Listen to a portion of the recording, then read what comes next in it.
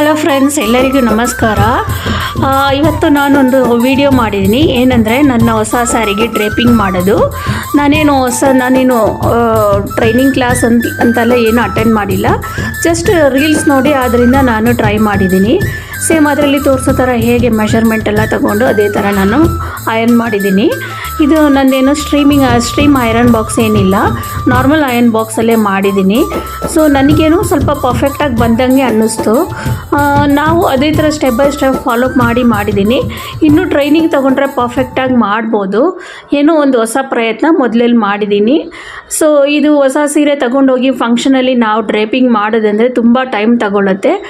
ಈ ಥರ ನಾವು ಮಾಡ್ಕೊಳ್ಳೋದ್ರಿಂದ ತುಂಬ ಕಡಿಮೆ ಟೈಮಲ್ಲಿ ನೀಟಾಗಿ ಸೀರೆನ ಕಟ್ಕೊಳ್ಬೋದು. ಇಲ್ಲಾಂದರೆ ಬೇರೆಯವ್ರ ಹತ್ರ ಹೋಗಿ ಫ್ಲೀಟ್ಸ್ ಇಡಿ ಪಿನ್ ಮಾಡು ಅಂತೆಲ್ಲ ಅವ್ರ ಹತ್ರ ರಿಕ್ವೆಸ್ಟ್ ಮಾಡಬೇಕು. ಇದರಿಂದ ನಮಗೆ ನಾವೇ ಮಾಡ್ಕೊಳ್ಬೋದು. Thank you friends. ಇದರಿಂದ ನಿಮ್ಗೆ ಯೂಸ್ ಆಗಿದ್ರೆ ಲೈಕ್ ಆ್ಯಂಡ್ ಶೇರ್ ಮಾಡಿ. Thank you.